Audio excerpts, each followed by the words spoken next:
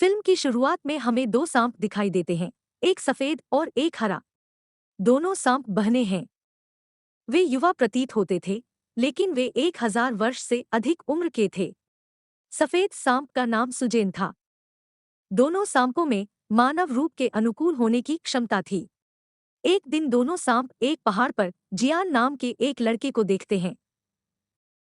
वह पहाड़ पर फूल चख रहा था। दोनों चौंक जाते हैं कि क्या इंसान फूल खाता है। दरअसल जियान कुछ जड़ी बूटियों की तलाश में अपने दोस्तों के साथ वहां आया था। वह अकेला ही पहाड़ों के बीच से आगे बढ़ रहा था। हरा सांप अपने असली रूप में वहां आता है और उसे डराता है। भयभीत होकर वह पहाड़ से नदी में गिर जाता है। इसे देखकर सफेद सांप को जियान पर दया आती है। उसे उसके लिए बुरा लगता है। वह मनुष्य के रूप में नदी में जाती है। वह उसके मुंह में सांस लेती है। वह उसकी जान बचाती है। उसकी मदद करने के बाद वह चली जाती है। जब जियान जागता है तो वह अपने सभी दोस्तों को अपने आसपास पाता है। वह उनसे उस लड़की के बारे में पूछता है जिसने उसकी जान बचाई। उसके दोस्तों का कहना है कि हमें यहाँ कोई लड़की नहीं मिली। यह सब आपकी कल्पना में था। उसी दिन गांव में उत्सव का आयोजन होना था। उसके साथ मंदिर का स्वामी और उसके मित्र भी थे। उन्हें इस बात का अंदेशा था कि इस त्योहार पर राक्षस इंसानों को मारने वाले हैं। जियान उन जड़ी बूटियों के साथ उस ओर बढ़ रहा था, इसलिए वह उन सभी को अपने साथ ले जाता है। दूसरी तरफ सफेद सांप सुजेन उस क्षण गायब था जब उसने जियान की मदद की। कि कैसे उसने अपनी सांस देकर उसकी जान बचाई। वह लगातार जियान के बारे में सोच रही थी। दरअसल वह उससे प्यार करने लगी थी। वह अपनी बहन हरे सांप से कहती है कि वह उस लड़के से मिलना चाहती है। इसलिए दोनों गांव में एक ही त्योहार पर जाते हैं। उसी रात गुरु और उनके साथी पूरी तैयारी के साथ वहां आए थे, क्योंकि उन्हें पता था कि राक्षस इंसानों पर कभी भी हमला कर सकते हैं। हरे रंग का सांप त्योहार में गुरु के साथी से मिलता है, क्योंकि हरा सांप उसे पसंद था। वह उससे दोस्ती करना चाहती थी। वह कहता है कि मैं अभी आपसे बात नहीं कर सकता क्योंकि मैं यहाँ राक्षसों को पकड़ने के लिए हूँ। वह नहीं जानता था कि जो लड़की उसे अपना दोस्त बनने के लिए कह रही है वह भी एक राक्षस थी। लेकिन तभी हरा सांप जियान को देखता है। वह उसके पास जाती है। वह उसे बताती है कि उसकी बहन उससे प्यार करती है और वह उससे मिलना चाहती है। जियान कहता है कि मैं तुम्हारी बहन के बारे में नहीं जानता। उसने अपनी बहन से मिलने से इनकार कर दिया। हरा सांप नदी में गिरता है। वह उसे अपनी बहन के पास ले जाने के लिए उसकी नाव को धक्का देती है। जैसे ही वह वहां पहुंचता है, सुखसेन कबूल करता है कि वह उससे प्यार करती है। जियान कहता है लेकिन मैं किसी और से प्यार करता हूँ। वह कहता है कि मुझे नहीं पता कि वह कौन है। उसने मुझे अपनी सांस देकर मुझे बचाया। यह सुनकर सुजेन समझ जाती है कि वह मेरे बारे में बात कर रहा है। वह मुझे वैसे ही प्यार करता है जैसे मैं करता हूँ।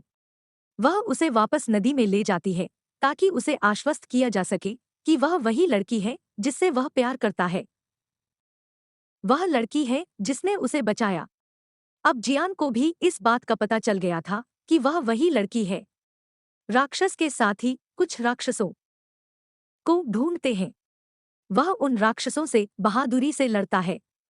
इस बीच एक राक्षस मास्टर के साथी को घायल कर देता है। इसलिए वह मदद के लिए अपने गुरु को बुलाता है।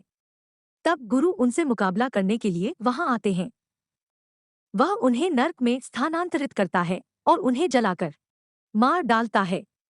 सुजैन अगले दिन जियान के घर जाता है। उसे अपने घर में देखकर जियान बहुत खुश होता है। वे एक दूसरे के साथ रहने लगते हैं और एक दिन एक दूसरे से शादी कर लेते हैं। त्योहार के दिन राक्षस ने मास्टर के साथी में से एक को काट लिया था, इसलिए गुरु का साथी राक्षस बन रहा था। इससे वह परेशान हो जाता है। वह अपने जीवन से थक गया था। अगर वह राक्षस बन जाता है तो वह इंसानों के लिए खतरा बन जाएगा। इसलिए वह आत्महत्या का प्रयास करने के लिए सुनसान जगह पर जा रहा था। जब वह ऐसा करने ही वाला था कि हरा सांप वहां आ गया। वह उससे पूछती है कि वह ऐसी हरकत क्यों कर रहा है। वह उसे ऐसा करने से रोकती है, जिस पर वह जवाब देते हैं कि मैं राक्षस बन जाऊंगा। मैं इंसानों के लिए खतरा नहीं बन सकता, इसलिए मैं अपनी जान लेना चाहता हूँ। हरा सांप यह सुनकर उसे अपनी वास्तविकता के बारे में बताता है। वह अपनी सांप जीभ दिखाती है। वह कहती है कि अगर तुम राक्षस बन गए तो चिंता मत करो, मैं भी राक्षस हूँ। बाद में हम मास्टर को गांव जाते हुए देखते हैं। वह वहां राक्षस के कई शिकार पाता है।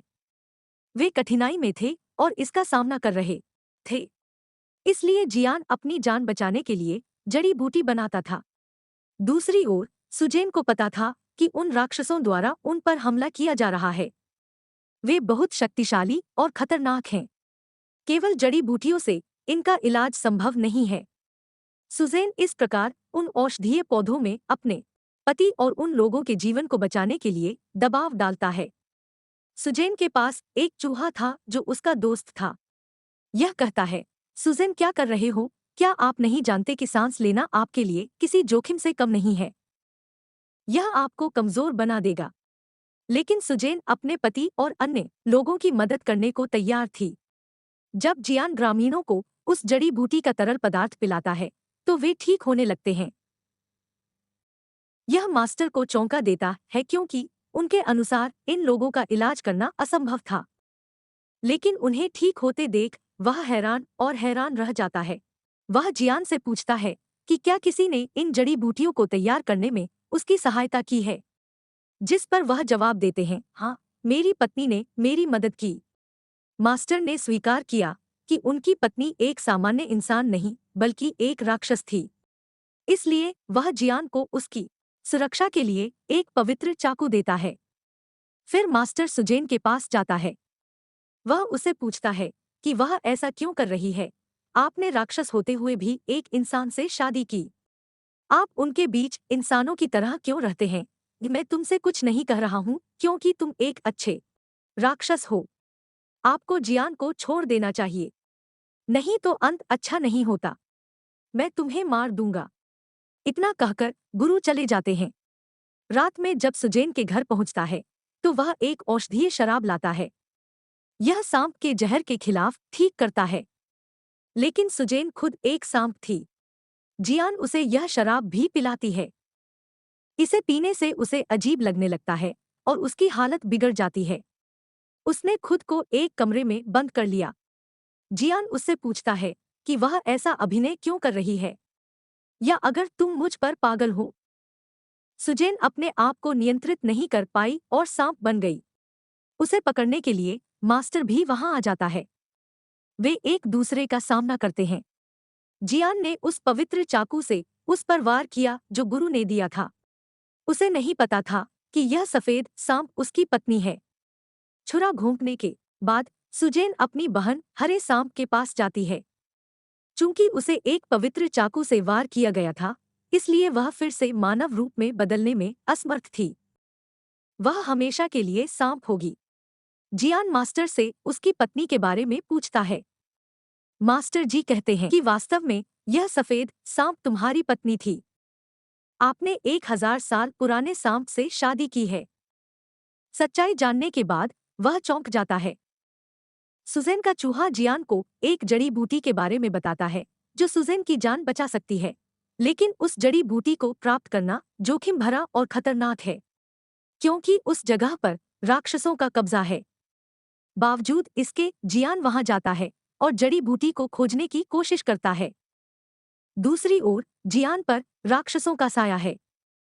गुरु के सभी साथी जियान को बचाने की कोशिश करते हैं।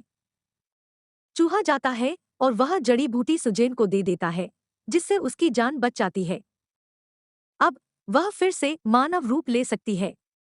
जैसे ही वह ठीक हो जाती है, वह मास्टर और उसके साथियों पर हमला करती है। वह समझ गई थी कि वे उसे और जियान को अलग करना चाहते हैं। वह किसी तरह जियान को एक जगह ले आती है। वह उससे पूछती है कि क्या वह ठीक है, लेकिन वह अपनी याददाश्त खो चुका था। उन्हें अपनी पत्नी सुजेन तक कुछ याद नहीं था। सुजैन ने मास्टर से पूछा कि तुमने मेरे पति जियान के साथ क्या किया, जैसे वह मुझे भूल गया है। लेकिन कुछ देर बाद उसकी याददाश्त वापस आ जाती है और वह सामान्य हो जाता है। लेकिन जैसा कि सुजैन एक राक्षस था, मास्टर अपनी शक्तियों का उपयोग करके एक प्राचीन घर बनाता है। वह उसे हमेशा के लिए उसमें कैद कर लेता है। उसके लिए उस घर से बाहर निकलना नामुमकिन था। जियान अपनी पत्नी के इंतजार में अपना पूरा जीवन घर के बाहर बिता देता है। मास्टर का साथी भी राक्षस बन गया था, लेकिन अच्छा था। वह जीवन भर राक्षसों के साथ रहे। यहाँ फिल्म समाप्त होती है। देखने के लिए धन्यवाद।